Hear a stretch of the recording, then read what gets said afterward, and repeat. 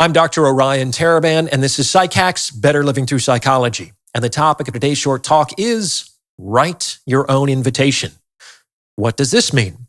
This means that if you want an in somewhere, if you want to be accepted by a certain group or individual, you generally can't wait for an invitation to come to you. You will need to write your own invitation. And you do that by creating something of sufficient value to motivate the person or group you want to get in with to come to you, or at least to recognize that you exist. If you do not do this, if you do not cultivate sufficient value, then you will remain invisible to that group or person. I guarantee it. And to illustrate what this might look like, we're going to take a peek behind the curtain and discuss some of my motivations in creating this channel. Now, the primary mission of this channel is, was, and will be to reduce the amount of unnecessary suffering on this planet. Like, that's not going to change. And while this might sound very noble, let's also not pretend that I wasn't motivated by my own self-interested concerns as well. However, these concerns weren't more money. I was already making pretty good income in my private practice or fame. I'm actually fairly introverted by nature. What I wanted was to be able to meet some of the people that I respected and admired. I heard some people talking on YouTube and in the wider sphere of social discourse, and I thought, I would like to have a conversation with them. These people are talking about things that I'm interested in and I actually know a lot about. I would like a seat at that table to talk to interesting people about things that I care about. How cool would that be? That was my personal motivation in starting PsycHacks. And to do this, I worked for a few years without any reward, recognition, or payment. That's how much I wanted it. And I did this because I knew I had to do this. Like, imagine I just sent a cold email to one of these famous and important individuals. And I said, hey, you don't know me, but you really should. I'm a psychologist and an expert in relationships, and I'd love for the two of us to get together so I can share my ideas about intersexual dynamics, and we can have a high-level discussion on our differences and commonalities. Let me know when you're free. Like, no one would ever fucking respond, let alone take me up on the offer.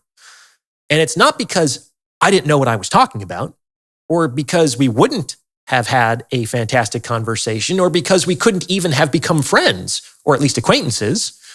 It's because I was a random nobody. And irrespective of what I did or did not know, or what I could or could not do, there was no way I could access those people while I remained a random nobody. The way to get an invitation to that table was to build something of such sufficient value that it wouldn't be a loss for these people to interact with me. And trust me, it would have been a loss. Successful, intelligent, interesting, busy people have lots of places to go and lots of people to see. Consequently, they have to make choices about how to spend their time and allocate their attention. And it would be irrational for them to give me their time and attention as long as more potentially rewarding opportunities were available. The opportunity cost would just be too great. So to offset that cost, I needed to be able to offer something of value to these people to make an interaction with me more competitive in the context of their overarching optionality. And that something was the ability to command an audience. With respect to making decisions about their time, this was more important than any of the ideas I might discuss with them. Do you understand? Even if these people might have genuinely and enthusiastically been interested in talking to me about certain things, it never would have happened had I not been able to provide that audience, which is the value that prevents the conversation from inflicting a loss. The parallels to other types of relationships, especially sexual relationships, should be obvious. If you appreciate the insights on this channel, I would highly encourage you to get your hands on a copy of my book, The Value of Others. Over the course of 432 pages, I delve deep into my economic model of relationships and explain the behavior of both men and women in the game of mating and dating. I also provide a lot of actionable advice on how to get and keep more of what you want in the sexual marketplace. Once you read The Value of Others, you'll never look at relationships the same way again. Now available in ebook, audiobook, and paperback formats. The links are in the description. To access certain opportunities, it is essential that you cultivate sufficient value to justify the interaction. And you will likely need to assume the risk and expense of doing so in advance of the invitation. Now, this is important for all people to understand, but it is especially important for men to understand. As we are often told, we are currently in the midst of a male loneliness epidemic. And just to be clear, this doesn't just mean single men sitting at home alone on the couch. Some of the loneliest men I know are married with kids. In fact, the more people around you who don't see you or accept you, the lonelier you tend to be.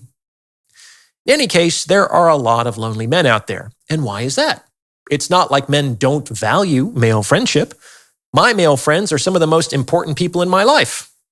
However, men do tend to prioritize their friendships rather low.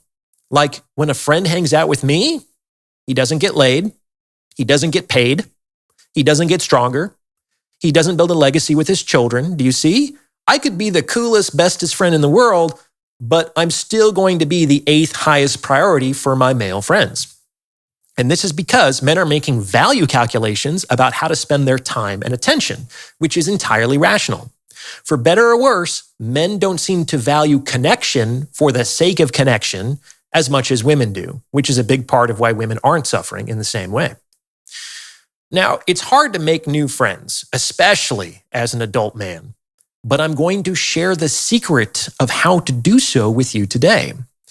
The way to make new friends as a man is to figure out how to parlay your value into a relationship. It's the value proposition that bumps you up several points in men's internal calculations, which will significantly increase the likelihood that you will have more interactions that could potentially lead to friendships. On the surface, this just looks like a professional thing. And sometimes it is. Like in my case, sometimes I show up for an interview, we do the talk, and I never hear from them again. But that's actually pretty rare. What happens in the vast majority of cases is that there is a lot of back and forth leading up to the interview, and a fair amount of interaction both before and after the recording, and generally some socializing, dinner, drinks afterwards. In some cases, it's almost like the interview was kind of the excuse to hang out with each other. And we typically stay in touch from that point on. And while I wouldn't say that many of them are friends, I've only met some of them very recently, we are certainly on friendly terms. And the longer that goes on, the more the relationship will tend in that direction. My dudes, if I can do it, you can do it. This is the secret. As I say in my book, it is neither the good, nor the loving, nor the virtuous who are desired for relationships, but the people whom others want things from. If you want to be rich in relationships, you will need to be willing and able to provide value. This is not necessarily because everyone is greedy and materialistic. At a certain point, people tend to have more than enough. You need to be able to provide value in order to offset the loss you would constitute without it. Do this, and people will make space for you in their busy and successful lives. For most of us, there is no other way to get in the game. What do you think? Does this fit with your own experience? Let me know in the comments below. And please send this episode to someone who you think might benefit from its message, as it's word-of-mouth referrals like this that really help to make the channel grow. And anyone looking to join my free weekly newsletter or book a paid consultation can do so on my website. The links to everything are in the description below. As always, I appreciate your support, and thank you for listening.